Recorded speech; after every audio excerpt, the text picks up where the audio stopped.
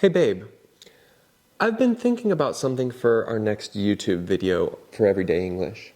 Oh yeah? What's it about? It's about the most effective way to learn English. You know, like intensive learning versus extensive learning. Well, that's good. Not everyone knows the difference. How would you explain it? Well, intensive learning is pretty much what most of us did at school. Lots of focusing on grammar, drills, spelling tests, the small details. Yeah, like memorizing verb tenses and vocab lists for hours. Exactly.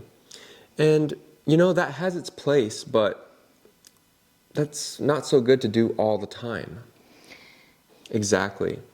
But the interesting thing is, that's not how we learned our native language. Right.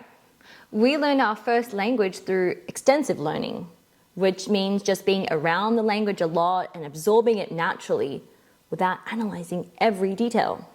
Exactly. So if someone studies English for 2 hours every day, they should probably only spend about 10 minutes on intensive learning. And spend the rest of the time just consuming English content, like our videos. Yeah. Extensive learning works way better because your brain naturally picks up patterns and words when you're exposed to English regularly. Definitely makes learning faster and way more fun. But what if the material is too hard? That's a good question. If the material is too difficult, they should find something easier. They should be understanding around 70 to 80%. Yeah, and if it's too easy, like they understand everything, it's time to move on to something harder. Yeah. Right. Adjusting the difficulty regularly helps you get better. What about stopping to look up words or check grammar when watching or reading? That's tempting, but that's a huge waste of time. It's better to keep going and get the general idea from the context. Yeah, stopping too much messes up your learning flow.